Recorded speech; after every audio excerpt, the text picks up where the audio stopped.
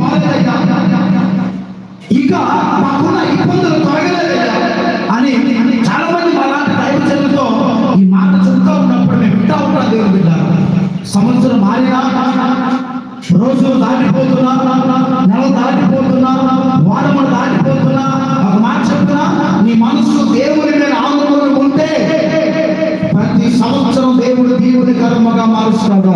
చప్పట్లు కొట్టు దేవుని మహిమపరచును గాక. హల్లెలూయా, హల్లెలూయా. ప్రియుల దేవుని బిడ్డలారా, సంవత్సరం మారినంత మాత్రం మన బ్రతుకులు మారో. మన మనసు మారినప్పుడు, మన జీవితాలు మారినప్పుడు, మన ఆలోచనలు మారినప్పుడు, మన ఉద్దేశాలు మారినప్పుడు, మన అలవాట్లు మారినప్పుడు, ఎప్పుడైతే మన బ్రతుకులు మారుతాయో ఏ సంవత్సరం అయినా కూడా ప్రతి సంవత్సరాన్ని దేవుడు మనకి దేవుని కర్మగా మారుస్తాడు. దేవుడు ఆమేన్, హల్లెలూయా.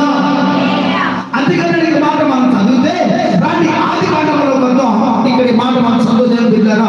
21వ అధ్యాయము 5వ వచనం మనం చూస్తే ఇక్కడ మాట్లాడిన మాట మనం చదివితే ఆది కాండము 21వ అధ్యాయం 5వ వచనం.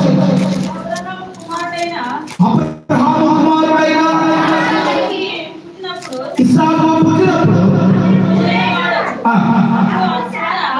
శారా దేవుడు నాకు నవ్వు కలుగజేసినని ఒక చదవండి.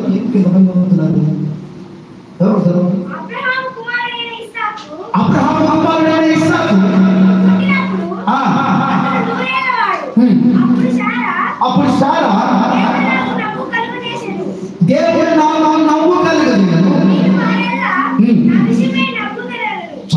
ఇక్కడ ఏమంటున్నాడంటే అబ్రహాము కుమారుడైన ఇస్సాకు పుట్టినప్పుడంట శారా ముఖంలో ఏమి కలిగిందయ్యా అంటే నవ్వు కలిగిందంట.